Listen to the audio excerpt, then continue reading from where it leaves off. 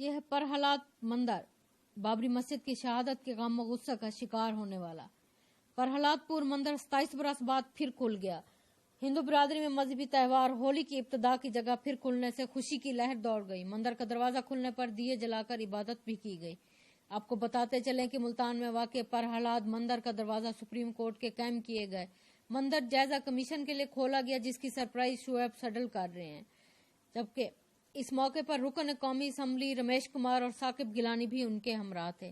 Commission نے ملتان پہنچ کر برسوں سے بند پرہلاد مندر کا بوسیدہ دروازہ کھلواتے ہوئے نظر انداز تاریخی مندر کی ٹوٹ پھوٹ اور ویرانی کا جائزہ لیا۔ کمیشن نے محکمہ اوقاف کے اہلکاروں سے مندر پر حملے کے بارے میں بھی تحقیقات کی اور مندر کی دیکھ بھال بارے بھی باز پرس کی۔ رمیش کمار نے امید ظاہر کی کہ جلد مندر کی رونقیں لوٹ آئیں گی اور ہولی کا تہوار بھی دوبارہ شروع ہوگا۔ کمیشن 15 روز میں اپنی رپورٹ سپریم کورٹ کو پیش کرے گا۔ ملتان جو صوفیہ کرام کی بدولت امن و آتشی اور رواداری کا مرکز رہا ہے، وہاں تاریخی مندر پر حملے اور اس کی برسوں بندش ہمیشہ سوالیہ نشان رہے گی۔ توقع ہے کہ اس تاریخی ورثے کی بحالی کا کام جلد شروع کیا جائے گا۔ اس تاریخی ورثے کی بحالی سے ملکی اور بین الاقوامی سیاحت کو فروغ ملے گا اور بین الاقوامی سطح پر پاکستان کے وقار میں بھی اضافہ ہوگا۔ انیلا اشرف، ملتان۔